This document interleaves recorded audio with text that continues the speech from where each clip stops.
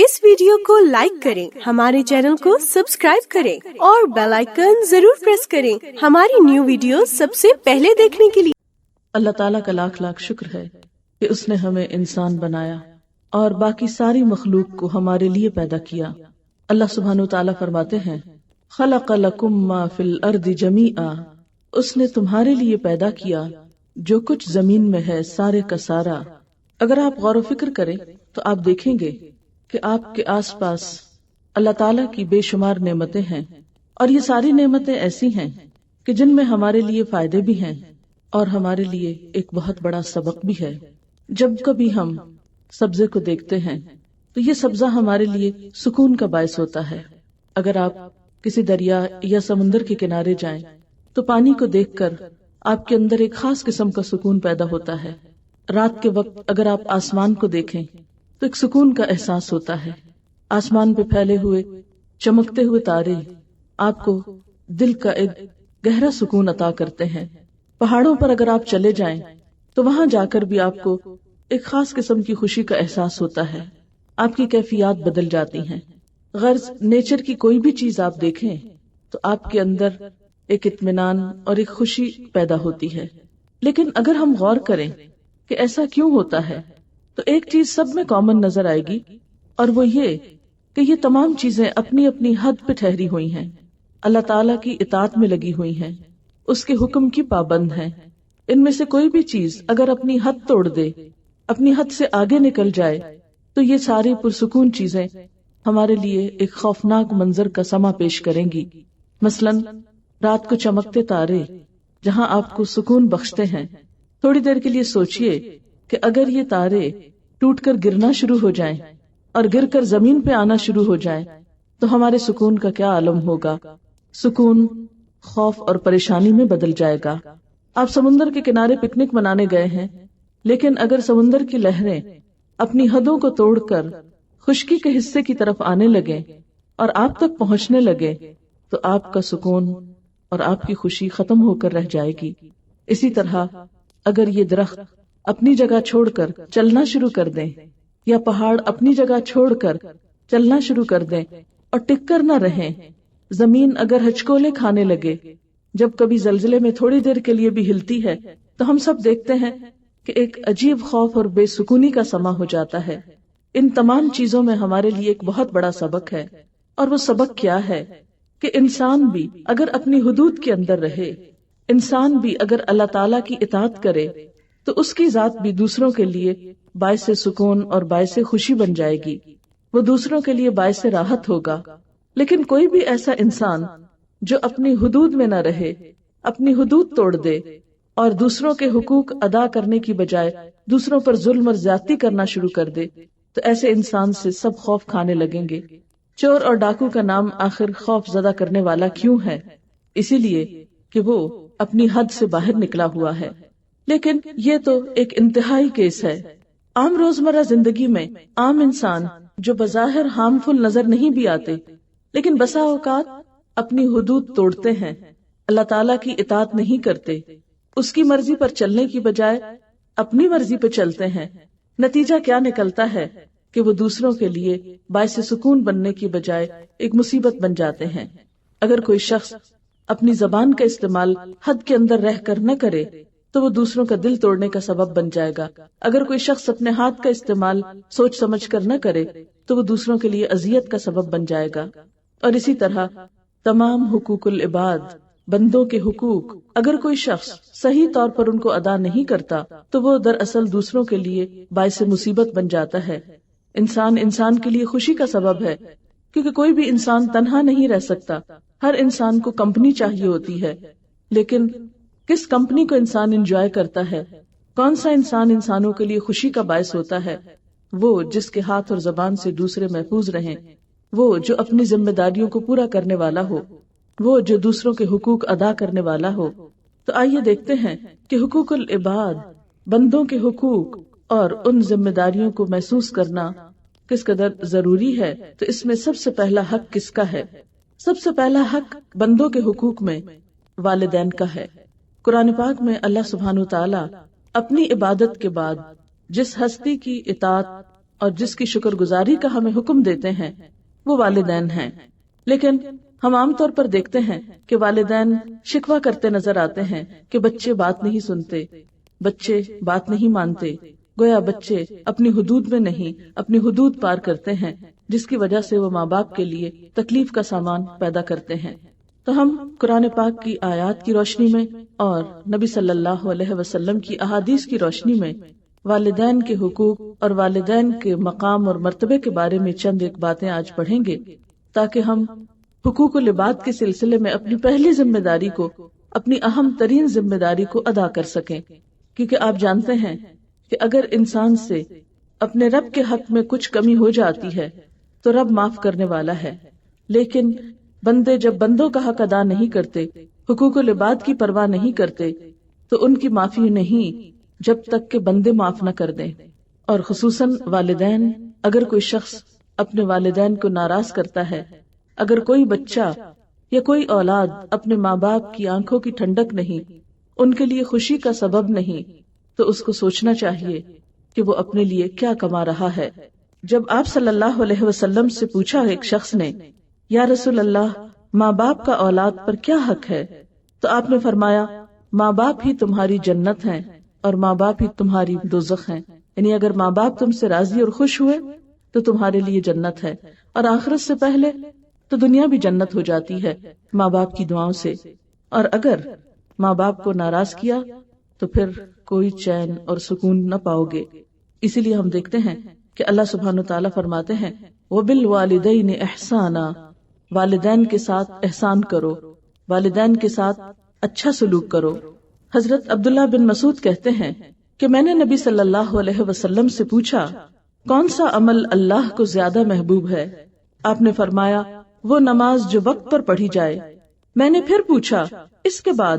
فرمایا، ماں باپ کے ساتھ اچھا سلوک. میں نے پوچھا، اس کے بعد؟ فرمایا، اللہ کی راہ میں جہاد کرنا. تو گویا ماں باپ کے ساتھ حسن سلوک حقوق اللہ کے بعد سب سے پہلی ذمہ داری ہے ہم پر، اور اس کے بعد دیگر کام. حضرت انس رضی اللہ تعالی عنہ سے مروی ہے کہ نبی صلی اللہ علیہ وسلم نے فرمایا، جو آدمی یہ چاہتا ہو کہ اس کی عمر دراز کی جائے، اور میرے خیال ہے ہر شخص یہ چاہتا ہے کہ اس کو لمبی عمر ملے اور دنیا میں زیادہ رہنے کا موقع ملے، اور اس کی روزی میں کشادگی ہو، یعنی رزق زیادہ ہو، اس کے پاس دنیا کا مال و دولت زیادہ ہو، اسے چاہیے کہ ماں باپ کے ساتھ بھلائی کرے اور ان کے ساتھ صلہ رحمی کرے. تو گویا دنیا کی نعمتیں پانے کا راستہ بھی کیا ہے؟ ماں باپ کے ساتھ اچھا سلوک کرنا. نبی صلی اللہ علیہ وسلم نے فرمایا، تم اپنے ماں باپ کے ساتھ حسن سلوک کرو، تمہاری اولاد تمہارے ساتھ نیک سلوک کرے گی. اب یہ جو حکم ہے قرآن پاک کا کہ وَبِالْوَالِدَيْنِ إِحْسَانًا، والدین کے ساتھ احسان کرو، احسان کیا ہوتا ہے؟ یعنی اگر والدین کے حقوق ادا کرنے کی بات ہو تو اس میں یہ آیت ہمیشہ سامنے رکھی جاتی ہے کہ ان کے ساتھ احسان کرنا چاہیے.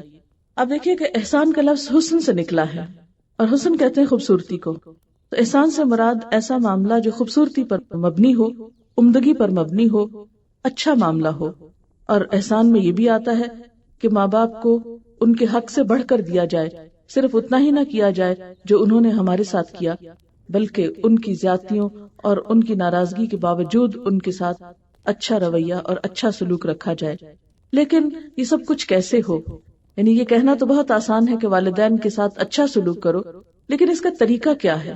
عام طور پر ہم بہت سی باتیں پڑھ لیتے ہیں اور نیک نیتی کے ساتھ ان پر عمل بھی کرنا چاہتے ہیں، لیکن طریقہ معلوم نہ ہونے کی وجہ سے ہم وہ کام کوشش کے باوجود اور نیت کے باوجود، چاہنے کے باوجود کر نہیں پاتے. تو آئیے ہم دیکھتے ہیں کہ احسان کی کیا شکلیں ہیں، وہ کون سی صورتیں ہیں کہ جن کو کرنے سے ہم یہ سمجھ سکتے ہیں کہ ہاں واقعی ہم نے احسان کیا. تو اس میں احسان کی پہلی صورت یا احسان کرنے کا پہلا طریقہ ماں باپ کی شکر گزاری، ان کے لیے تھینک فل ہونا. شکر کیا ہوتا ہے؟ شکر عربی زبان کا لفظ ہے، اور شکر کا معنی ہوتا ہے کم پانے کے باوجود اچھا رویہ رکھنا. دابت شکور عربی میں اس جانور کے لیے استعمال ہوتا ہے جو کم چارہ کھانے کے باوجود دودھ زیادہ دے. وہ گائے جو چارہ تو کم کھائے لیکن دودھ زیادہ دے تو اس کو کہتے ہیں دابت شکور. تو گویا شکر گزار انسان ایک ایسا انسان ہے کہ جو اپنا حق نہ ملنے کے باوجود، نہ پانے کے باوجود بھی دینے والا ہو۔ تو ماں باپ کے ساتھ عموماً اولاد یہ شکوہ کرتی ہے کہ ہمارے ماں باپ نے ہمارے لیے کیا کیا، انہوں نے بھی تو ہمارے ساتھ بہت زیادتیاں کی ہیں، اب ہمارا بھی دل نہیں چاہتا کہ ہم ان کے ساتھ اچھا برتاؤ کریں یا اچھا سلوک کریں۔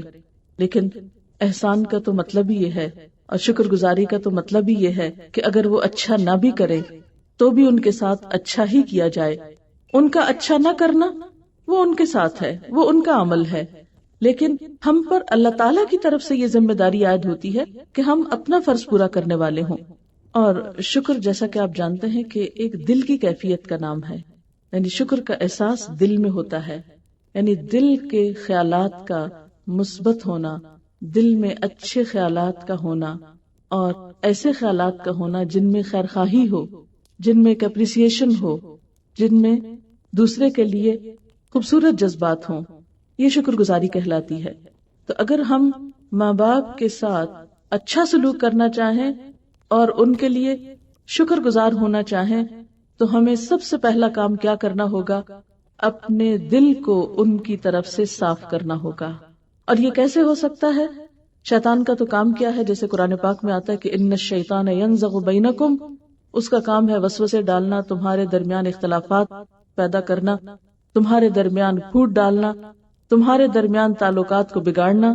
لیکن ان بگڑی ہوئی کیفیات کے باوجود بھی جو شخص کوشش کرتا ہے کہ وہ منفی باتوں کو بھول جائے، زیادتیوں کو بھول جائے، اور یہ چیز کوشش سے ہی آ سکتی ہے، تو وہی شخص اس میں کامیاب ہو سکتا ہے کہ وہ دوسرے کی خیر کو یاد رکھ کر، دوسرے کی اچھی چیز کو یاد رکھ کر اس کے ساتھ اچھا معاملہ کرے۔ نبی صلی اللہ علیہ وسلم نے فرمایا من لم یشکر الناس لم یشکر اللہ، جو بندوں کا شکر گزار نہیں ہوتا وہ اللہ تعالیٰ کا بھی شکر گزار نہیں ہوتا۔ اور اس کے لیے طریقہ کیا بتایا شکر گزاری کے لیے؟ اللہ تعالیٰ نے خود کیا احساس دلایا؟ وَوَصَّيْنَا الْإِنسَانَ بِوَالِدَيْهِ، ہم نے انسان کو اس کے والدین کے ساتھ اچھا سلوک کرنے کی تاکید کی۔ حملته امه وهنا على وهن وفصاله في عامين ان اشكر لي ولوالديك الي المصير، اس کی ماں نے اس کو تکلیف پر تکلیف اٹھا کر اپنے پیٹ میں رکھا اور اس کا دودھ چھڑانے میں 2 سال لگ گئے، اور ہم نے حکم کیا دیا کہ میرے شکر گزار بن جاؤ اور اپنے والدین کے، میری ہی طرف تم کو پلٹنا ہے، لوٹنا ہے۔ تو گویا شکر گزاری دل میں اچھے خیالات کا نام ہے، دل سے دوسروں کے خلاف بدگمانیوں کو دور کرنے کا نام ہے، اور یہ کب ممکن ہوتا ہے؟ جب دوسرے کی بھلائی اور دوسرے کی نیکی کو یاد رکھا جائے اور اس کی طرف سے پہنچنے والی تکلیف کو اگنور کر دیا جائے، بھلانے کی کوشش کی جائے۔ اگر ماں باپ کوئی زیادتی بھی کر جائیں تو کہاں کی نیکی یاد رکھیں؟ کون سی نیکی؟ کہ انہوں نے ہمیں بچپن میں بہت تکلیفوں سے پالا ہے، اور خصوصاً ماں، کہ اس نے مشقتوں کے ساتھ پیٹ میں رکھا، مشقتوں کے ساتھ جنم دیا اور دودھ پلایا۔ اگر بڑے ہو کر اس سے کوئی کمی بیشی ہو بھی گئی تو وہ تکلیف تو بہرحال اس نے کاٹی میرے دنیا میں آنے کے لیے، اس لیے مجھے اس کے ساتھ اچھا ہی کرنا ہے۔ کہ اس طرح کا خیال جو ہے وہ انسان کو اچھے رویے پر مجبور کرتا رہے گا۔ اور پھر یہ کہ جس کے لیے ہمارے دل میں شکر گزاری ہوتی ہے، ہماری زبان سے بھی اس کے لیے کلمہ خیر ہی نکلتا ہے۔ بعض اوقات ایسا ہوتا ہے نا، خاندانوں میں کوئی کمی بیشی ہو جاتی، کوئی ناراضگی ہو جاتی، پھر دوسرے رشتہ دار بیچ میں انوالو ہو جاتے ہیں، وہ آ کے 2 باتیں سناتے ہیں، 2 اگلوانے کی کوشش کرتے ہیں۔ ایسے موقعوں پر انسان کو بہت ہوشیار ہونا چاہیے اور اپنے زبان سے کوئی ایسی بات نہیں نکالنی چاہیے جو ماں باپ کے خلاف جاتی ہو، اور صبر ہی سے کام لینا چاہیے۔ پھر اسی طرح شکر گزاری میں یہ کہ عملی طور پر بھی جب معاملہ کرے انسان تو چھوٹی چھوٹی چیزوں میں زبان سے بھی شکریہ کا لفظ بولے، اور رویے میں بھی شکر گزاری ہو۔ اور شکر کا اپوزٹ کیا ہے؟ شکوہ، یعنی جو شخص شکوے کم کر دے وہ آہستہ آہستہ شکر گزار ہو جاتا ہے۔ اور شکوہ کم کرنے کا مطلب کیا ہے؟ کہ جہاں کہیں کوئی مرضی کے خلاف بات ہو جائے تو اس کا ذکر کم سے کم کرے، کیونکہ آپ دیکھیں گے کہ شکوہ محبت کے لیے زہر قاتل ہے۔ اگر آپ کو کسی سے بھی تعلق بگاڑنا ہے تو آپ شکر گزاری کی بجائے شکوے شروع کر دیں۔ آپ دیکھیں گے ایک دن نہیں گزرے گا کہ سب کام خراب ہو جائے گا۔ اور لیکن عموماً ہم دیکھتے ہیں عام طور پر کہ ذرا سی کسی کی طرف سے تکلیف پہنچتی ہے، ذرا سی کسی کی طرف سے ناگوار بات ہمیں محسوس ہوتی ہے، تو ہم اس کے پچھلے سارے احسان بھول کر اس ایک منفی بات کو پکڑ لیتے ہیں اور اس کی وجہ سے ساری خوشیوں پہ پانی پھیر دیتے ہیں، ساری خوشیوں کو بھٹی میں جھونک دیتے ہیں۔ یہ رویہ خود ہمارے ہی لیے تکلیف دہ اور نقصان دہ ہوتا ہے۔ اس لیے جب کبھی نیگیٹو خیالات دل میں آنے لگے تو فوراً دوسرے کی مثبت باتیں اور اس کے احسانات کو یاد کرنا چاہیے۔ پھر وبالوالدین احسانا، احسان کا اور طریقہ کیا ہے؟ کیا کیا جائے والدین کے ساتھ؟ اس کا طریقہ ہے کہ ان کو خوش رکھنے کی کوشش کی جائے۔ اس کے بارے میں حدیث میں آتا ہے، حضرت عبداللہ بن عمرو کہتے ہیں کہ نبی صلی اللہ علیہ وسلم نے ارشاد فرمایا، اللہ کی خوشنودی والد کی خوشنودی میں ہے اور اللہ کی ناراضگی والد کی ناراضگی میں ہے۔ یعنی اگرچہ وہ ہمیں کوئی تکلیف بھی دیں، پھر بھی اپنے طور پر انہیں خوش رکھنے ہی کی کوشش کرنا، اور یہ کام وہی کر سکتا ہے جس کے اندر صبر اور تحمل ہو، جس کے اندر برداشت ہو۔ جس شخص میں برداشت کی کمی ہو وہ یہ نیکی نہیں کر سکتا۔ اور برداشت کرنے کا مطلب کیا ہے کہ کچھ سن کر بھی سنی انسنی کر دے انسان، یعنی منفی قسم کی باتوں کو۔ ایسا ہوتا کیوں ہے؟ حالانکہ ماں باپ تو بہت خیر خواہ ہوتے ہیں، بہت محبت کرنے والے ہوتے ہیں، لیکن اس کے باوجود چونکہ انہوں نے اولاد پہ بڑی محنت کی ہوتی ہے تو وہ اولاد سے توقع رکھتے ہیں۔ بعض اوقات اولاد ان کی توقع پہ پوری نہیں اترتی تو وہ اپنے غم غصے کا اظہار مختلف طریقے سے کرتے رہتے ہیں اور وہ اپنا حق سمجھتے ہیں، اور وہ کوئی بری نیت سے نہیں کر رہے ہوتے، اس لیے وہ یہ بھی اعتماد کرتے ہیں کہ ہماری ڈانٹ ڈپٹ جو ہے اولاد خوشی سے برداشت کرے گی، لیکن بعض اوقات اولاد نہیں کرتی اور وہ اپنے اندر بہت منفی رویہ پیدا کر لیتی ہے، اور اس سے مزید تعلقات خراب ہو جاتے ہیں، بدگمانیاں پیدا ہو جاتی ہیں، تعلقات میں کھچاؤ پیدا ہو جاتا ہے۔ تو ایسے موقع پر انسان کو صبر، تحمل اور برداشت کے ساتھ اپنی طرف سے زخم کھا کر بھی خوش رکھنے کی کوشش کرنی چاہیے، اور یہی اعلیٰ درجے کا اخلاق ہے۔ اور خصوصاً جب والدین بوڑھے ہو جائیں، جب ان میں تحمل کی کمی ہو جائے، جب ان میں برداشت کی کمی ہو جائے، کیونکہ اگر دونوں میں ہی کمی ہو گئی تو معاملہ کبھی بھی درست نہیں ہو سکتا۔ کسی ایک کو تو اچھائی کا ثبوت دینا ہے، تو اللہ تعالیٰ والدین کی بجائے اولاد سے یہ چاہتے ہیں کہ اولاد ایسے اخلاق کا ثبوت دے۔ حضرت عبداللہ سے مروی ہے کہ ایک آدمی ماں باپ کو روتا ہوا چھوڑ کر آپ صلی اللہ علیہ وسلم کی خدمت میں ہجرت پر بیعت کرنے کے لیے حاضر ہوا۔ آپ نے فرمایا، جاؤ اپنے ماں باپ کے پاس واپس جاؤ اور ان کو اسی طرح خوش کر کے آؤ جس طرح تم ان کو رلا کر آئے ہو، یعنی ان کو ناراض نہ کرو، یعنی حتیٰ کہ ہجرت جیسا عظیم عمل جو ہے اس سے بھی روک دیا جب تک کہ ماں باپ خوش نہ ہوں۔ پھر تیسری چیز ہے ان کی خدمت کرنا، کیونکہ زبان سے شکریہ بول دینا یا ایک دو لطیفے سنا کے ہنسا دینا اور سمجھنا کہ ہم نے شکر گزاری بھی کر لی اور ان کو خوش بھی کر دیا، یہ کافی نہیں ہے۔ اس کے لیے خدمت کا عمل بہت ضروری ہے۔ نبی صلی اللہ علیہ وسلم نے فرمایا، وہ آدمی ذلیل ہو، پھر ذلیل ہو، پھر ذلیل ہو۔ لوگوں نے پوچھا، اے اللہ کے رسول صلی اللہ علیہ وسلم، کون آدمی؟ فرمایا، وہ آدمی جس نے ماں باپ کو بڑھاپے کی حالت میں پایا، دونوں کو پایا یا کسی ایک کو پایا، پھر ان کی خدمت کر کے جنت میں داخل نہ ہوا۔ یعنی خصوصاً بڑھاپے میں ان کی خدمت ضروری ہے، اور پھر خاص طور پر جب کوئی اور بہن بھائی نہ ہو یا دور ہو اور آپ ہی ان کی مدد کر سکتے ہوں۔ ایک صورت تو یہ ہوتی ہے کہ بہت سے بچے ہوتے ہیں، کبھی ماں باپ بڑھاپے میں ایک کے پاس کبھی دوسرے کے پاس، تو مل جل کر اس کو مینج کر لیتے ہیں، لیکن بعض اوقات ایسی صورت ہوتی ہے کہ آپ کے سوا کوئی اور ان کا خیال رکھنے والا نہیں، تو اس صورت میں خاص طور پر یہ وعید سنائی گئی کہ پھر ایسے شخص کے لیے تو جنت بھی حرام ہے، کیونکہ آپ سب جانتے ہیں کہ ماں کے قدموں تلے جنت ہے۔ پھر اس کے بعد یہ ہے کہ خدمت کے ساتھ ساتھ عاجزانہ رویہ بہت ضروری ہے۔ بہت سے لوگ ماں باپ کی خدمت بھی کر دیتے ہیں، لیکن ان کے سامنے بدتمیزی سے پیش آتے ہیں، ان کے سامنے تکبر کرتے ہیں۔ اس سے روکا گیا ہے اور عاجزی اور انکساری کا سبق دیا گیا ہے، کیونکہ ہوتا یہ ہے نا کہ جب ہم خدمت کرتے ہیں تو ہم سمجھتے ہیں ہم نے بڑا احسان کیا ہے، اور پھر وہ کہ ہمارا حق ہے اب ہم جو چاہیں سنا دیں کسی کو۔ نہیں، خدمت کرنے کے باوجود عاجزی اور انکساری۔ اس میں قرآن پاک کی ایک آیت آتی ہے، وَخْفِضْ لَهُمَا جَنَاحَ الذُّلِّ مِنَ الرَّحْمَةِ، ان دونوں کے لیے رحمت کے ساتھ اپنے کندھے جھکا کر رکھو، یعنی شفقت کا معاملہ کرتے ہوئے اپنے پوسچر میں بھی عاجزی رکھو۔ یعنی ماں باپ کے سامنے آپ اکڑ کر نہیں بیٹھ سکتے، کندھے نہیں اچکا سکتے، گردن نہیں پھیر سکتے یا سر نہیں جھٹک سکتے، اپنے رویے میں بھی عاجزی اور انکساری ضروری ہے، کیونکہ بعض لوگ ماں باپ سے بھی بات کرتے ہوئے یا بڑوں سے بات کرتے ہوئے منہ پھیر کے بات کرتے ہیں، یا تیوری چڑھائے ہوئے بات کرتے ہیں، یا موڈ آف کر لیتے ہیں، یا ان سے بولنا ہی نہیں پسند کرتے. تو یہ سب چیزیں تکبر کی علامت ہیں. اللہ تعالیٰ کو عاجز بندے پسند ہیں، اور خصوصاً عاجزی جب ماں باپ کے لیے ہو. پھر اس کے بعد ادب اور احترام. حضرت ابو ہریرہ رضی اللہ تعالیٰ عنہ نے ایک بار 2 آدمیوں کو دیکھا. ایک سے پوچھا یہ دوسرے تمہارے کون ہیں؟ اس نے کہا یہ میرے والد ہیں. آپ نے فرمایا دیکھو ان کا نام نہ لینا، یعنی نام سے مت پکارو ان کو. جیسے ہمارے ہاں بازو کا دیہاتی علاقوں میں بچے ماں باپ کا نام لے کے بلاتے ہیں، دوسروں کو دیکھتے ہیں وہ نام لے رہے ہیں تو وہ بھی نام لینا شروع کر دیتے ہیں. ہو سکتا ہے آپ کے سرونٹس میں سے بعض بچے ایسا کرتے ہوں، یا بعض علاقوں کا کلچر ایسا ہوتا ہے. لیکن اسلام کی تعلیم کیا ہے کہ والدین کو ان کے نام سے نہیں پکارا جائے، عزت کے کسی لفظ سے پکارا جائے. پھر فرمایا کہ کبھی ان سے آگے نہ چلنا، یعنی ان کو پیچھے چھوڑ کر خود آگے مت جانا، اور نہ کبھی ان سے پہلے بیٹھنا.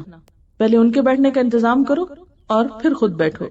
ایک اور روایت میں آتا ہے کہ اللہ تعالیٰ نے حضرت موسیٰ علیہ السلام کے پاس وحی بھیجی کہ اے موسیٰ اپنے ماں باپ کی عزت کر، اس لیے کہ جو کوئی ماں باپ کی عزت کرتا ہے میں اس کی عمر بڑھا دیتا ہوں، یعنی اس کی عمر میں اضافہ کرتا ہوں، اور اس کو ایسا بچہ عطا کرتا ہوں جو اس کے ساتھ نیکی کرے، اور جو ماں باپ کو ستاتا ہے میں اس کی عمر کم کر دیتا ہوں، اور اس کو ایسی اولاد دیتا ہوں جو اس کو ستائے.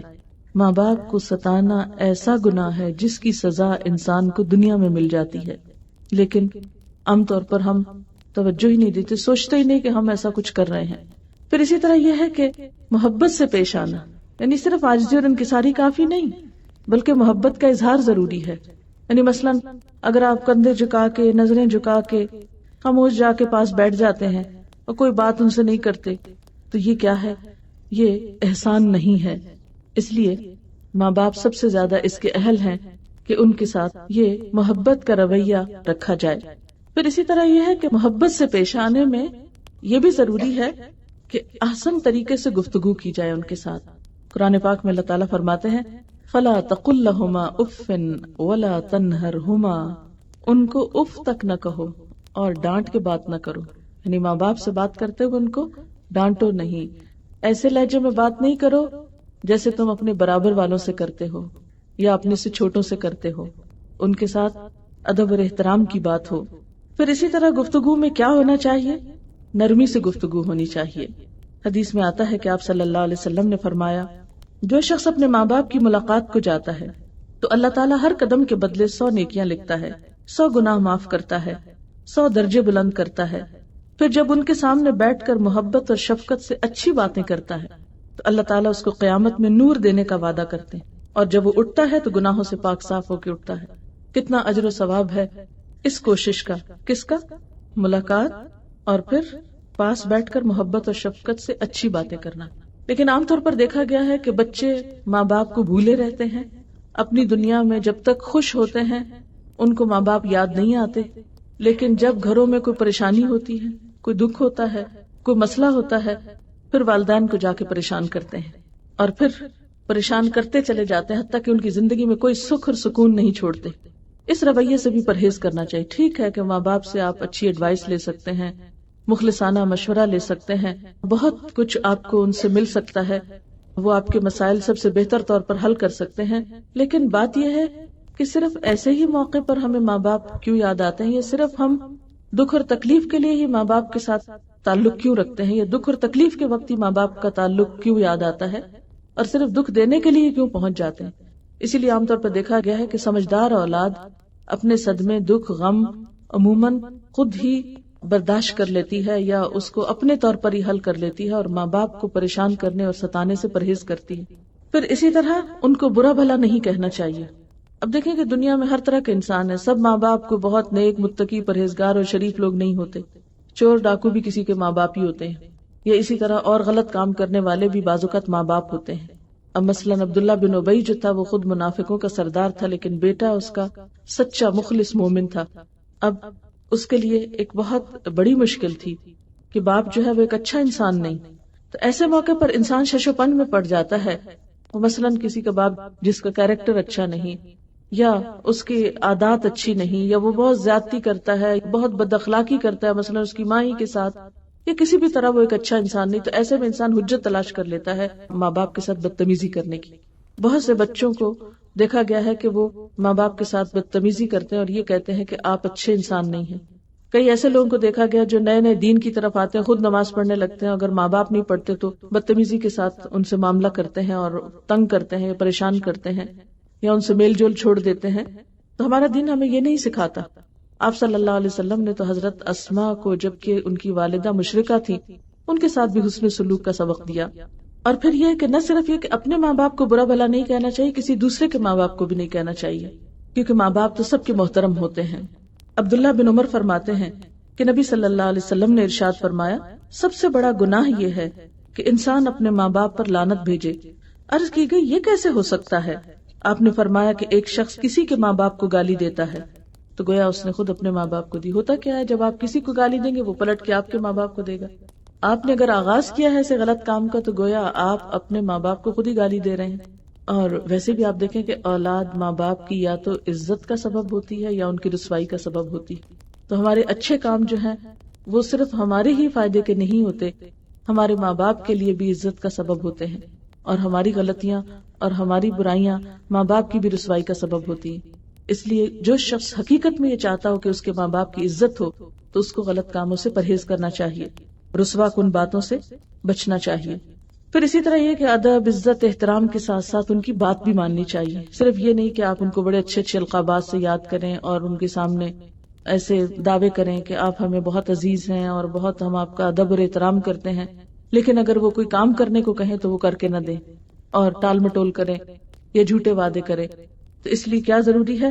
اطاعت اور فرما برداری۔ ابن عباس کا بیان ہے کہ نبی صلی اللہ علیہ وسلم نے فرمایا، جس آدمی نے اس حال میں صبح کی کہ وہ ان ہدایات اور احکام میں اللہ کا اطاعت گزار ہو جو اس نے ماں باپ کے حق میں نازل فرمائے ہیں، تو اس نے اس حال میں صبح کی کہ اس کے لیے جنت کے 2 دروازے کھلے ہوئے ہیں، اور اگر ماں باپ میں سے کوئی ایک ہو تو جنت کا 1 دروازہ کھلا ہے۔ اور جس شخص نے اس حال میں صبح کی کہ وہ ماں باپ کے بارے میں اللہ کے بھیجے ہوئے احکام اور ہدایت سے منہ موڑے ہوئے ہے، تو اس نے اس حال میں صبح کی کہ اس کے لیے دوزخ کے 2 دروازے کھلے ہیں، اور اگر ماں باپ میں سے کوئی ایک ہے تو دوزخ کا 1 دروازہ کھلا ہے۔ اس پر ایک آدمی نے پوچھا، اے اللہ کے رسول صلی اللہ علیہ وسلم، اگر ماں باپ اس کے ساتھ زیادتی کر رہے ہوں تب بھی؟ فرمایا، ہاں، اگر زیادتی کر رہے ہوں تب بھی ان کے ساتھ بدلحاظی نہیں کر سکتے، بدتمیزی نہیں کر سکتے، بد اخلاقی نہیں کر سکتے، پھر بھی خاموشی اور ادب احترام کے دائرے میں رہنا ضروری ہے۔ اور یاد کیجئے ان مثالوں کو جو میں نے بالکل شروع میں دی ہیں کہ اگر ستارے اپنی جگہ چھوڑ کر ٹوٹ کر زمین پہ گرنے لگیں تو کیا ہو؟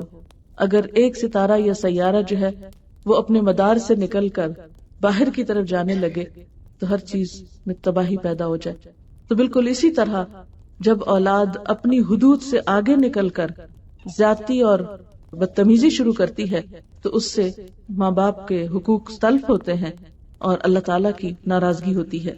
نبی صلی اللہ علیہ وسلم نے فرمایا، باپ جنت کا درمیانی دروازہ ہے، باپ کی اطاعت کر کے چاہے تو اس دروازے کی حفاظت کر یا نافرمانی کر کے برباد کر دے۔ آپ صلی اللہ علیہ وسلم نے یہ بھی فرمایا، بروا آباءکم تبر ابناؤکم، اپنے ماں باپ کے ساتھ نیکی کرو، تمہاری اولاد بھی تمہارے ساتھ بھلائی کرے گی۔ حضرت جابر بن عبداللہ سے روایت ہے، نبی صلی اللہ علیہ وسلم نے فرمایا، والدین کی نافرمانی سے بچو، اس لیے کہ جنت کی خوشبو 1000 سال سے آتی ہے، مگر والدین کی نافرمانی کرنے والا اس کی خوشبو نہیں پائے گا۔ حضرت ابی بکرہ فرماتے ہیں کہ نبی صلی اللہ علیہ وسلم نے ارشاد فرمایا، کیا میں تمہیں بڑے بڑے گناہ بتاؤں؟ صحابہ نے عرض کیا کہ اے اللہ کے نبی صلی اللہ علیہ وسلم، ضرور ارشاد فرمائیے۔ آپ نے فرمایا، سب سے بڑا گناہ اللہ کے ساتھ کسی کو شریک ٹھہرانا ہے اور اپنے والدین کی نافرمانی کرنا ہے۔ اس وقت آپ تکیہ لگائے ہوئے تھے، تکیہ چھوڑ دیا، فرمانے لگے، اور جھوٹ بولنا، جھوٹی گواہی دینا، سن لو، جھوٹ بولنا، جھوٹی گواہی دینا برابر ہے۔ یہی فرماتے رہے، میں سمجھا کہ اب آپ خاموش نہ ہوں گے، یعنی اتنا زیادہ آپ نے جھوٹ کو ناپسند کیا۔ اور آپ جانتے ہیں کہ ماں باپ کی نافرمانی ان گناہوں میں سے ہے جس کی سزا دنیا میں ملتی ہے۔ حضرت ابو بکر سے روایت ہے کہ رسول اللہ صلی اللہ علیہ وسلم نے فرمایا، اللہ تعالیٰ تمام گناہ معاف کر دیتا ہے، ان میں سے جو چاہتا ہے، مگر والدین کی نافرمانی پس تحقیق اللہ جلد ہی سزا دیتا ہے ماں باپ کی نافرمانی کرنے والوں کو دنیا کی زندگی میں مرنے سے پہلے. یعنی کچھ گناہ تو ایسے ہیں جو دنیا میں ان کا اثر نہیں ہوتا، آخرت میں جا کے انسان کی پکڑ ہوگی، لیکن ماں باپ کو ستانا ایسا گناہ ہے کہ جس کا اثر دنیا میں ہی انسان کو پتہ چلنے لگتا ہے. اور اس لیے کہ اللہ تعالیٰ کی رضامندی والدہ کی رضا میں ہے اور اللہ تعالیٰ کی ناراضگی ماں کی ناراضگی میں ہے. آپ صلی اللہ علیہ وسلم نے فرمایا، نہیں داخل ہوگا بہشت میں یعنی جنت میں نہیں جائے گا احسان جتانے والا، یعنی کسی کے ساتھ بھلا کر کے پھر تانے دینا کہ میں نے ساری زندگی تمہارے ساتھ بہت اچھا کیا ہے اور تم نے میرے ساتھ اچھا نہیں کیا، اور والدین کی نافرمانی کرنے والا اور شراب پینے والا. لیکن کچھ صورتیں ایسی ہیں کہ جس میں والدین کی بات نہیں مانی جا سکتی، اور وہ کیا ہے؟ نمبر 1 شرک. اگر ماں باپ یہ کہیں کہ تم اللہ تعالیٰ کے ساتھ شرک کرو تو یہ نہیں ہو سکتا. آپ جانتے ہیں کہ حضرت مصعب بن عمیر رضی اللہ تعالی عنہ کی والدہ ان کے قبول اسلام پہ ناراض ہو گئیں. انہوں نے کھانا پینا چھوڑ دیا اور کہا کہ میں اس وقت تک آرام نہیں کروں گی جب تک کہ تم کفر کی طرف واپس نہیں پلٹتے. وہ بہت پریشان ہوئے اور حضور صلی اللہ علیہ وسلم سے عرض کی تو اس پر یہ آیت اتری تھی، وَوَصَّيْنَا الْإِنسَانَ بِوَالِدَيْهِ حُسْنًا وَإِنْ جَاهَدَاكَ لِتُشْرِكَ بِي مَا لَيْسَ لَكَ بِهِ عِلْمٌ فَلَا تُطِعْهُمَا. ہم نے انسان کو ماں باپ کے ساتھ بھلائی کرنے کی وصیت کی، اگر تیرے ماں باپ تجھے میرے ساتھ شریک کرنے کو کہیں تو ہرگز ان کی بات نہ ماننا، ان کی اطاعت نہ کرنا. اسی طرح اگر ماں باپ کا نماز نہیں پڑھو تو پھر ان کی اطاعت نہیں ہو سکتی. لیکن یہ نہیں کہ بدتمیزی بھی کرو ساتھ اور تکبر کے ساتھ ان کی نافرمانی کرو. خاموشی کے ساتھ انسان اس حکم کو نہ مانے جو اللہ تعالیٰ کی نافرمانی کے بارے میں ہو، لیکن ان کے ساتھ حسن سلوک کرتا رہے.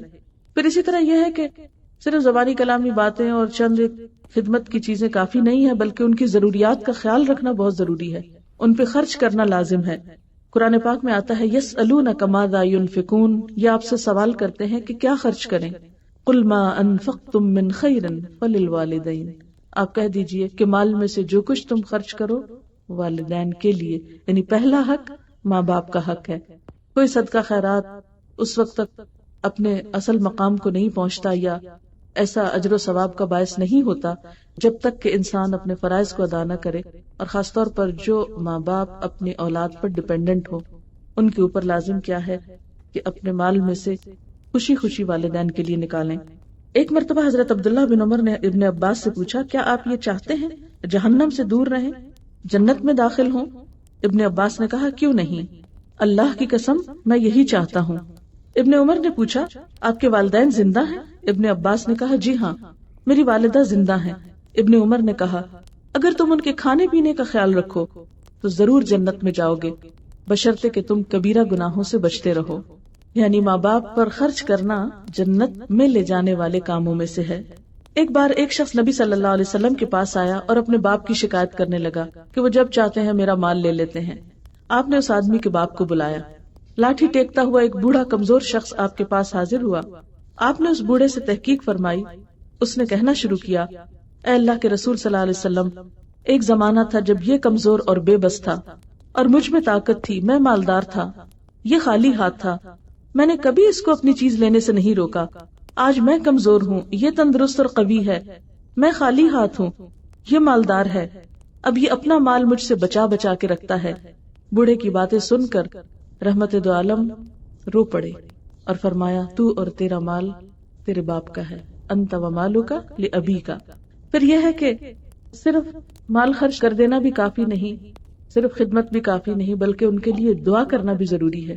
اور یہ دعا اللہ تعالیٰ نے خود قرآن پاک میں سکھائی ہے، وَقُلْ رَبِّ ارْحَمْهُمَا كَمَا رَبَّيَانِي صَغِيرًا، اور آپ کہہ دیجئے کہ اے میرے رب ان دونوں پہ رحم فرما جس طرح انہوں نے مجھے بچپن میں پالا. یعنی ماں باپ کے لیے دعا اللہ تعالیٰ نے خود قرآن پاک میں سکھائی. اور پھر یہ کہ بڑھاپے میں خصوصی توجہ دی جائے، کیونکہ وہ کمزوری کا وقت ہوتا ہے، دنیا سے واپسی کا وقت ہوتا ہے، انسان پر امید کی بجائے مایوسی کا ایک عالم ہوتا ہے، دل گرفتہ ہوتا ہے، دکھی ہوتا ہے انسان. ایسے میں ماں باپ کا حق اور بھی زیادہ بڑھ جاتا ہے.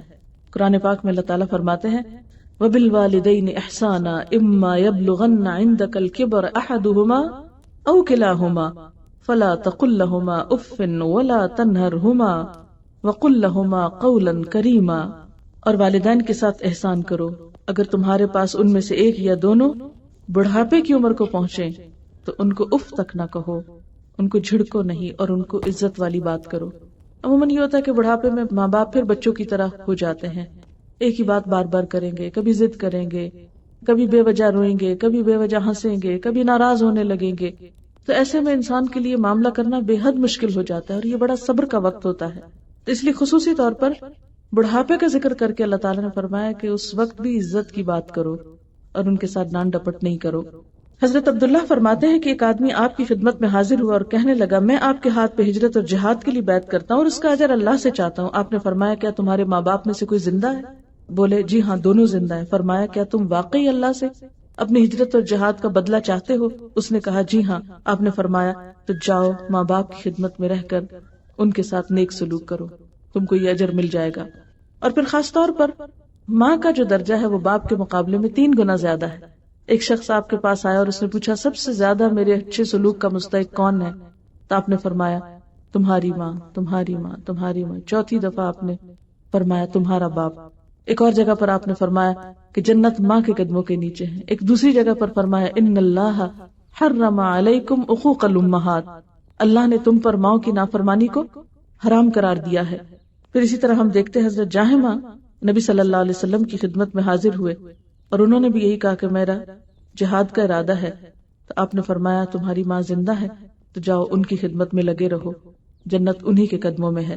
حضرت اویس کرنی کے بارے میں آتا ہے کہ وہ بھی آپ صلی اللہ علیہ وسلم کا دیدار نہ کر سکے آپ سے شدید محبت کے باوجود، کیونکہ ان کی بوڑھی والدہ تھی اور آپ صلی اللہ علیہ وسلم نے ان کی خدمت کے لیے ان کو حکم دیا تھا کہ وہ ہجرت کر کے نہیں آئے، انہی کے پاس رہیں۔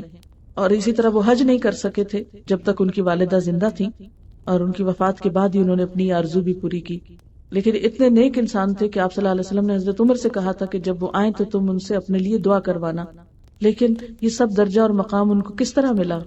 ہجرت اور جہاد سے نہیں ملا، اگرچہ وہ بھی ضروری ہے اپنے مقام پر، انہیں یہ درجہ ان کی ماں کی خدمت کی وجہ سے ملا۔ حضرت عائشہ سے روایت ہے کہ آپ صلی اللہ علیہ وسلم نے فرمایا، میں جنت میں داخل ہوا، یعنی آپ صلی اللہ علیہ وسلم خواب کی حالت میں جنت میں داخل ہوئے تو میں نے وہاں قرآن پڑھنے کی آواز سنی۔ میں نے کہا کہ کون ہے یہ قرآن پڑھتا ہے؟ فرشتوں نے کہا، یہ حارثہ بن نعمان ہے۔ حضور نے فرمایا، ماں باپ سے نیکی کرنے کا ثواب اسی طرح ہے، اور حارثہ بن نعمان اپنی والدہ کے ساتھ بہت نیکی کرنے والا تھا، تو اللہ تعالیٰ نے اس کو جنت میں قرآن پڑھنے کی سعادت بخشی۔ تو یہ ہم سب کے لیے ایک بہت بڑی سبق کی بات ہے کہ انسان جب ماں باپ کے ساتھ حسن سلوک کرتا ہے تو دنیا میں بھی اس کے لیے خیر اور بھلائی کے دروازے کھلتے ہیں اور آخرت میں بھی اس کے درجات بلند ہوتے ہیں۔ اور اس میں جیسا کہ پہلے بھی میں نے عرض کیا کہ خواہ ماں باپ نان مسلم ہی کیوں نہ ہوں، خواہ وہ گناہگار ہی کیوں نہ ہوں، لیکن پھر بھی اولاد کا کیا فرض ہے کہ وہ اپنے حصے کی ذمہ داری ادا کرے اور حسن سلوک کرتی رہے۔ اور پھر یہ کہ یہ اچھا سلوک صرف ان کی زندگی تک نہ ہو بلکہ ان کے مرنے کے بعد بھی ہو، کیونکہ انسان جو ہے وہ بعض اوقات زندگی میں کوتاہی کر جاتا ہے اور بعض اوقات لیٹ پتہ چلتا ہے اور بہت سی زیادتیاں کر چکا ہوتا ہے۔ تو ان تمام چیزوں کا بھی علاج کیا ہے کہ ان کی وفات کے بعد ان کے ساتھ اچھا سلوک ہو۔ حضرت ربیعہ ساعدی فرماتے ہیں کہ میں بارگاہ رسالت میں حاضر ہوا، ایک انصاری آیا اور عرض کی، اے اللہ کے رسول صلی اللہ علیہ وسلم، میرے والدین کی وفات کے بعد بھی کیا مجھے ان سے اچھا سلوک کرنا ہے؟ یعنی بالوالدین احسانہ کیا صرف زندگی تک ہے یا بعد میں بھی ہے؟ آپ نے فرمایا، ہاں 4 باتیں تجھ پر ضروری ہیں۔ تو جس طرح زندگی میں کچھ میں نے طریقے بتائے قرآن و سنت کی روشنی میں، اسی طرح وفات کے بعد کیا ہو سکتا ہے۔ نبی صلی اللہ علیہ وسلم نے کیا بتایا؟ نمبر 1 ان کی نماز جنازہ ادا کرنا، یہ خاص طور پہ مردوں کے لیے۔ نمبر 2 ان کے لیے دعائے مغفرت کرنا۔ نمبر 3 جو وعدہ انہوں نے کیا تھا اس کو پورا کرنا، یعنی اگر کسی کو دینے دلانے کا کچھ کہہ گئے ہیں اور وہ خود نہیں کر سکے تو بعد میں اولاد کرے۔ اور نمبر 4 ان کے دوستوں کا احترام کرنا اور ان کے رشتہ داروں سے صلہ رحمی کرنا جن سے ان کی وجہ سے رشتہ داری ہوئی ہو۔ یہ نیکی ہے جو ان کی وفات کے بعد بھی تم پر لازم ہے۔ آپ صلی اللہ علیہ وسلم نے فرمایا، قسم ہے اس ذات کی جس نے مجھے نبی برحق بنا کر بھیجا، جس بندے کو اللہ نے مال دیا پھر ماں باپ کے ساتھ اس نے نیکی کی تو وہ جنت میں میرے ساتھ رہے گا، یعنی اپنے مال کے ساتھ اور اپنے طرز عمل کے ساتھ۔ ایک شخص نے عرض کیا، اللہ کے رسول صلی اللہ علیہ وسلم، اگر اس کے ماں باپ زندہ نہ ہوں تو اب وہ کیا کرے؟ یعنی اس کو حکم ہی دیر سے پتا چلا ہے۔ آپ نے فرمایا، ان کی طرف سے محتاجوں کو کھانا کھلائے، یعنی ان کے نام پر پھر صدقہ کرے۔ پھر اسی طرح ان کے لیے دعائے مغفرت کرنا جو ہے، قرآن پاک میں حضرت ابراہیم علیہ السلام کی دعا میں سے آتا ہے ربنا اغفر لی ولوالدی وللمؤمنین یوم یقوم الحساب. اور جو اولاد ہر روز نماز پڑھتی ہے تو نماز کے آخر میں اس وقت تک سلام نہیں پھیرتی جب تک کہ اپنے ماں باپ کے لیے یہ دعا نہیں کر لیتی کہ اے میرے رب مجھے بخش دے، میرے والدین کو اور سارے مومنوں کو بخش دے جب حساب کا دن قائم ہو. نبی صلی اللہ علیہ وسلم نے فرمایا اگر کسی آدمی کے ماں باپ دونوں انتقال کر جائیں اور یہ ان کی زندگی میں ان کا نافرمان تھا، یعنی پھر اس کو ہوش آیا، تو برابر ان کے حق میں دعائیں مغفرت کرتا رہے، تو اس آدمی کو اللہ تعالیٰ والدین کا فرما بردار قرار دے کر نافرمانی کے وبال سے بچا لے گا. یعنی اگر کوئی شخص زندگی میں نہیں اچھا کر سکا تو بعد میں ان کے لیے خوب خوب دعا کرے تو وہ اس کی جو کوتاہی ہے اس سے پوری ہو جائے گی. حضرت ابو ہریرہ سے روایت ہے نبی صلی اللہ علیہ وسلم نے فرمایا جب آدمی مر جاتا ہے تو اس کے عمل کا ثواب ختم ہو جاتا ہے، یعنی خود نہیں کر سکتا کچھ، مگر 3 عمل باقی رہتے ہیں: صدقہ جاریہ، علم جس سے فائدہ اٹھایا جائے، اور نیک اولاد جو دعا کرے. اس سے بھی پتہ چلتا ہے کہ اولاد کی دعائیں ماں باپ کے حق میں قبول ہوتی ہیں. حضرت انس فرماتے ہیں نبی صلی اللہ علیہ وسلم نے فرمایا کسی شخص کے ماں باپ یا دونوں میں سے کوئی ایک فوت ہو جائے اور وہ ان کا نافرمان ہو مگر ان کے لیے دعا اور استغفار کرتا رہے یہاں تک کہ اللہ تعالیٰ اس کو نیکوکار لکھ لیتا ہے. اسی طرح ایک اور روایت میں ہے کہ مرنے کے بعد جب میت کے درجے بلند ہوتے ہیں تو وہ حیرت سے پوچھتا ہے یہ کیسے ہوا؟ اللہ تعالیٰ کی طرف سے اس کو بتایا جاتا ہے کہ تمہاری اولاد تمہارے لیے بخشش کی دعا کرتی رہی ہے. یعنی دعائیں ماں باپ کو پہنچتی ہیں حتیٰ کہ ماں باپ کے درجے بھی بلند ہوتے ہیں، اور اس وقت وہ حیران ہوتا ہے کہ میرے عمل تو ختم ہو گئے، اب یہ مجھے کس کا فائدہ پہنچ رہا ہے؟ تو بتایا جاتا ہے تمہاری اولاد کی دعاؤں کا. اور آپ دیکھیں کہ ہم سب اگر اپنے لیے یہ نیکی چاہتے ہوں تو ہمیں چاہیے اپنے والدین کے ساتھ کرنا شروع کر دیں، تو ہماری اولاد خود بخود ہمارے لیے وہ چیزیں کرنے لگے گی. اور والدین کی طرف سے مرنے کے بعد دعا کے علاوہ صدقہ خیرات کثرت سے کرنا چاہیے. حضرت سعد بن عبادہ سے روایت ہے انہوں نے کہا اے اللہ کے رسول صلی اللہ علیہ وسلم، سعد کی ماں فوت ہو گئی، کون سا صدقہ افضل ہے؟ آپ نے فرمایا پانی پلانا. انہوں نے ایک کنواں کھودا اور کہا کہ یہ سعد کی ماں کے ثواب کے لیے ہے، یعنی صدقہ جاریہ کے لیے کنواں کھدوایا جا سکتا ہے. حضرت عبداللہ بن عباس سے روایت ہے ایک آدمی نے کہا اللہ کے رسول صلی اللہ علیہ وسلم میری ماں فوت ہو گئی ہے، اگر میں اس کی طرف سے صدقہ کروں تو کیا اس کو فائدہ ہوگا؟ آپ نے فرمایا ہاں. اس نے کہا میرا ایک باغ ہے، میں آپ کو گواہ کر کے کہتا ہوں کہ میں نے یہ اپنی ماں کی طرف سے صدقہ کر دیا. پھر اسی طرح ان کے وعدے، ان کی وصیتیں، ان کے نظر، ان کے قرض، ان سب کی ادائیگی بھی ضروری ہے. حضرت ابن عباس سے روایت ہے کہ سعد بن عبادہ نے حضور صلی اللہ علیہ وسلم سے یہ مسئلہ پوچھا کہ ان کی ماں پر ایک نظر تھی، انہوں نے ایک منت مانی ہوئی تھی اور وہ اس کو ادا کرنے سے پہلے مر گئیں. آپ نے فرمایا تو اس کی طرف سے ادا کر. پھر یہی طریقہ قائم ہو گیا کہ اولاد جو ہے وہ ماں باپ کی ہوئی وصیتیں اور ان کی جو نظر یا ان کی جو قرض ہیں ان کو ادا کرتی ہے. پھر اسی طرح والدین کے رشتہ داروں اور دوستوں سے حسن سلوک. حضرت ابن عمر سے روایت ہے کہ ایک شخص حضور صلی اللہ علیہ وسلم کے پاس آیا اور اس نے عرض کی اے اللہ کے رسول صلی اللہ علیہ وسلم، میں نے ایک بڑے گناہ کا ارتکاب کیا ہے، مجھ سے کبیرہ گناہ ہو گیا ہے، کیا میرے لیے کوئی توبہ کی صورت ہے؟ آپ نے فرمایا کیا تیری ماں زندہ ہے؟ اس نے کہا نہیں. آپ نے فرمایا تیری خالہ ہے؟ اس نے کہا جی ہاں. فرمایا اس سے نیک سلوک کرو. تو گویا ماں کے بعد خالہ سے اچھا سلوک کرنا جو ہے وہ انسان کے گناہوں کی معافی کا ذریعہ بھی ہے. ابن عمر سے روایت ہے نبی صلی اللہ علیہ وسلم نے فرمایا نیک ترین نیکیوں میں سے یہ ہے کہ آدمی اپنے باپ کے دوستوں کے ساتھ احسان کرے جبکہ وہ غائب ہو، یعنی باپ موجود نہیں، فوت ہو گیا، یہ شہر میں نہیں، تو اس کے پیچھے جو دوست ہیں ان کے ساتھ اچھا سلوک، یہ بہترین نیکیوں میں سے ایک نیکی ہے. پھر والدین کے ساتھ ان کی وفات کے بعد بھی محبت اس کو محسوس کرنا چاہیے. حضرت ابو ہریرہ اور حضرت بریرہ کا بیان ہے کہ نبی صلی اللہ علیہ وسلم اللہ تعالیٰ سے اجازت لے کر جب اپنی والدہ کی قبر کی زیارت کے لیے تشریف لے گئے، آپ صلی اللہ علیہ وسلم والدہ کی قبر کے پاس بیٹھ کر بے اختیار رونے لگے. رسول اللہ صلی اللہ علیہ وسلم کے ساتھ جو صحابہ کرام تھے وہ بھی آپ کو روتے دیکھ کر بے اختیار رو پڑے. بریرہ کہتی ہیں ہم نے حضور صلی اللہ علیہ وسلم کو اتنا روتے ہوئے کبھی نہ دیکھا جو آپ اپنی والدہ کی قبر کے پاس بیٹھ کر روئے. یعنی حالانکہ آپ دنیا کے عظیم ترین انسان تھے، بہت صابر تھے، لیکن یہ رونا کیا تھا؟ محبت اور ہمدردی اور شفقت کا رونا. پھر اسی طرح کچھ اور لوگ ہیں جو والدین تو نہیں ہیں لیکن والدین کے درجے میں آتے ہیں، ان کے ساتھ حسن سلوک بھی انتہائی ضروری ہے. وہ کون ہیں؟ ان میں رضائی والدین جو دودھ پلائیں بچوں کو، تو وہ اگرچہ ان کے حقیقی ماں باپ نہ ہوں لیکن وہ بھی ماں باپ کے درجے میں. اسی طرح سوتیلے والدین، یعنی باپ کی بیوی یا ماں کا شوہر جو ہے ماں یا باپ کی عدم موجودگی میں، وہ بھی عزت اور احترام کے لائق ہیں. پھر اسی طرح سسرالی والدین، ساس اور سسر، وہ بھی ماں باپ کے درجے میں آتے ہیں. ان کے ساتھ اچھا سلوک، ان کی خدمت، ان کا خیال رکھنا، یہ بھی بہترین نیکیوں میں سے ایک نیکی ہے۔ اور پھر اسی طرح استاد جو روحانی والدین ہوتے ہیں۔ حضرت ابو طفیل کہتے ہیں کہ میں نے جارانہ کے مقام پر نبی صلی اللہ علیہ وسلم کو دیکھا، آپ گوشت تقسیم کر رہے تھے، اتنے میں ایک عورت آئی اور آپ کے بالکل قریب پہنچ گئی، آپ نے ان کے لیے اپنی چادر بچھا دی، وہ اس پر بیٹھ گئی۔ میں نے لوگوں سے پوچھا یہ کون صاحبہ ہیں؟ لوگوں نے بتایا یہ آپ کی وہ ماں ہے جنہوں نے آپ کو دودھ پلایا تھا، یعنی ان کے ساتھ بھی اپنی ماں جیسا سلوک کیا۔ پھر اسی طرح یہ ہے کہ حضور صلی اللہ علیہ وسلم کو مدینہ آئے 4-5 سال گزرے تھے کہ حضرت فاطمہ بنت اسود کی وفات کی خبر سن کر آپ اشکبار ہو گئے۔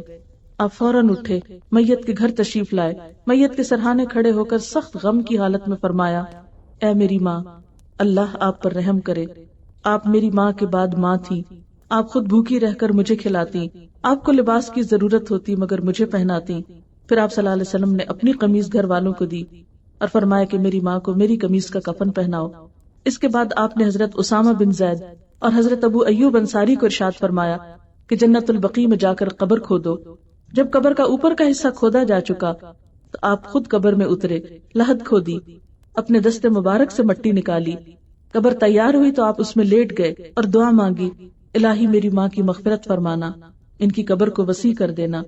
جب دعا مانگ کر آپ قبر سے نکلے تو سخت غم کی حالت کی وجہ سے داڑھی مبارک ہاتھ میں پکڑ رکھی تھی، آنکھوں سے آنسو بہ کر رخساروں کو تر کر رہے تھے۔